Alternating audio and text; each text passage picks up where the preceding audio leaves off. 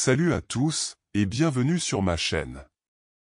Si tu es ici aujourd'hui, c'est probablement parce que tu t'es déjà posé la question, les hommes Sigma sont-ils destinés à vivre seuls? Ou peut-être cherches-tu simplement à mieux comprendre la psychologie des hommes Sigma, ces individus mystérieux et introvertis, qui semblent toujours à l'écart des attentes sociales. Dans cette vidéo, nous allons analyser en profondeur cette question et explorer les raisons pour lesquelles les hommes Sigma choisissent souvent l'isolement. Est-ce une fatalité ou simplement une stratégie de vie? Prépare-toi à découvrir des éléments fascinants sur la psychologie de ces hommes uniques. N'oublie pas de t'abonner pour ne rien manquer sur les hommes Sigma et leur développement personnel. Alors, c'est parti! Qui sont les hommes Sigma? Avant de plonger dans la question de la solitude des hommes Sigma, il est crucial de comprendre ce qui les rend si uniques. Qui sont-ils exactement et pourquoi sont-ils souvent associés à cette étiquette de Sigma? Le terme Sigma provient de la psychologie sociale et des théories des types de personnalité. Dans cette théorie, on distingue plusieurs types de personnalités masculines, les alphas, les bêtas, les gammas et les sigmas. Les alphas sont les leaders naturels, ceux qui cherchent constamment à être au sommet de la hiérarchie sociale, tandis que les bêtas, eux, préfèrent se conformer, se soumettre et suivre. Quant aux gammas, ils sont souvent perçus comme étant à la traîne. Mais les hommes Sigma sont un cas à part. Ils ne recherchent ni leadership, ni domination.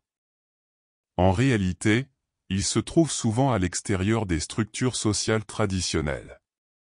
Ce qui les caractérise principalement, c'est leur indépendance totale. Ils ne cherchent pas à se conformer aux normes sociales ni à obtenir une validation extérieure. Leur quête est personnelle, centrée sur l'épanouissement de leur propre individualité. Pour faire simple, les hommes Sigma sont des individus qui préfèrent vivre selon leurs propres règles, loin des attentes imposées par la société. Ils agissent de manière indépendante et prennent des décisions en fonction de leurs besoins et valeurs personnelles. Contrairement à d'autres, ils ne dépendent pas des autres pour se sentir épanouis. Ils sont souvent comparés à des voyageurs solitaires dans un monde où la coopération et l'intégration sont essentielles.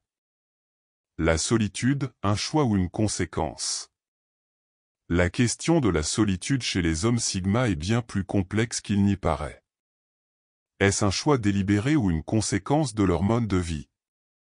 En réalité, pour un homme Sigma, la solitude est avant tout un choix.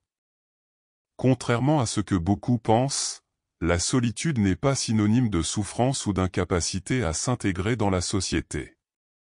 C'est en fait une manière d'embrasser une liberté totale. L'homme Sigma ne fuit pas les relations, il les choisit avec soin.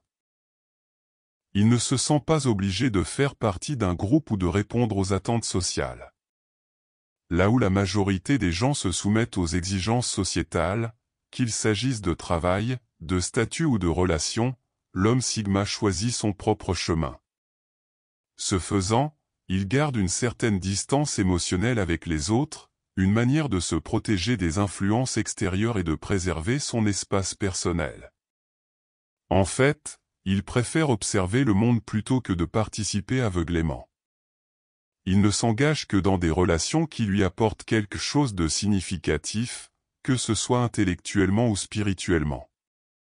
Cette solitude n'est donc pas un fardeau, mais un mode de vie. C'est une façon de se concentrer sur ses projets, de rester maître de ses choix.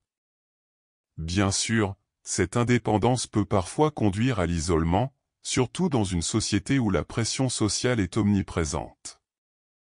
Cependant, cet isolement n'est pas perçu comme négatif par l'homme Sigma. Il le considère comme une forme de liberté. Il préfère une vie authentique, même si cela signifie avoir moins de relations sociales. Les hommes Sigma et les relations amoureuses, une quête différente. Une autre question fréquemment posée concerne les relations amoureuses des hommes Sigma. Ces derniers, étant indépendants et peu enclins à faire des compromis, sont-ils condamnés à la solitude sentimentale? Les hommes sigma ne rejettent pas l'amour, mais leur approche en est très différente. Là où beaucoup recherchent des relations fondées sur la fusion, la dépendance ou l'attente réciproque, l'homme sigma recherche avant tout une relation basée sur l'équilibre et le respect mutuel. Il n'est pas intéressé par une relation où il perd son identité ou sa liberté. La question pour lui n'est pas d'être en couple, mais plutôt d'être avec la bonne personne. Pour un homme sigma, l'amour véritable n'est pas une question de remplir des attentes sociales ou d'appartenir à une norme, mais de partager une connexion profonde et respectueuse. Ils cherchent des relations où ils peuvent rester eux-mêmes sans pression ni obligation sociale. Cela peut rendre leur quête amoureuse plus difficile dans une société qui valorise la dépendance affective et les liens fusionnels, mais cela ne signifie pas qu'ils sont condamnés à l'échec. Quand un homme sigma trouve la bonne personne, il peut être un partenaire extrêmement loyal et protecteur. Il n'est tout simplement pas prêt à s'engager dans une relation qui ne respecte pas ses valeurs de liberté et d'autonomie. La solitude, une force ou une faiblesse? Dans une société où les relations sociales et la convivialité sont valorisées, la solitude des hommes sigma est souvent mal comprise.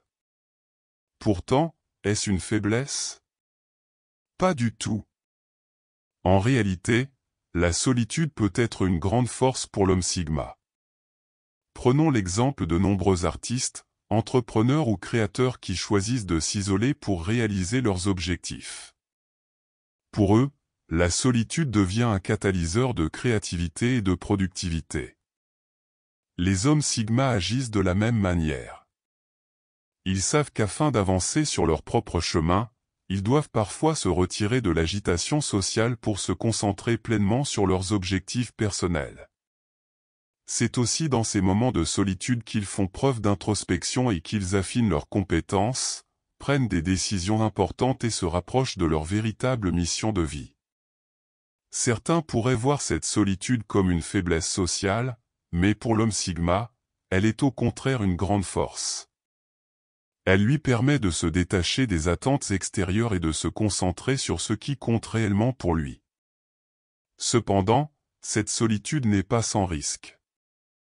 Si elle est prolongée, elle peut mener à un manque de stimulation sociale ou à des difficultés à maintenir des relations émotionnelles profondes. Mais en général, l'homme sigma préfère la solitude à des relations superficielles et inutiles. Les hommes sigma et leurs relations sociales, qualité avant quantité. Malgré leur nature indépendante et leur tendance à l'introspection, les hommes sigma ne sont pas complètement coupés des autres. Ils préfèrent simplement des relations authentiques, riches en sang, plutôt que de multiplier les interactions superficielles. Contrairement aux hommes alpha, qui cherchent souvent à dominer et à multiplier les relations sociales, les hommes sigma privilégient la qualité à la quantité. Ils apprécient les discussions profondes et les échanges intellectuels, et évitent les petites interactions futiles. Bien que leur cercle social soit souvent plus restreint, il est également beaucoup plus significatif. L'homme sigma cherche à s'entourer de personnes qui respectent sa quête d'indépendance, et il n'a aucun intérêt à s'adapter à des attentes qui ne lui correspondent pas.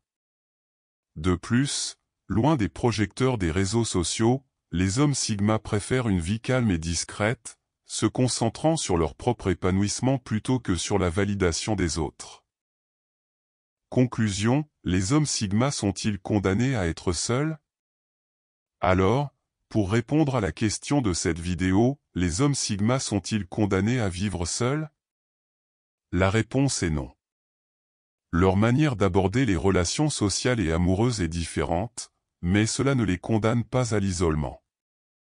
Les hommes sigma choisissent leur solitude pour préserver leur liberté, mais cela ne signifie pas qu'ils sont incapables de vivre des relations authentiques. Ils préfèrent des relations basées sur le respect mutuel et la liberté individuelle, et, lorsqu'ils trouvent la bonne personne, ils peuvent être des partenaires loyaux et profondément engagés. La solitude pour l'homme sigma n'est pas une malédiction, mais une forme de pouvoir, de clarté et de choix.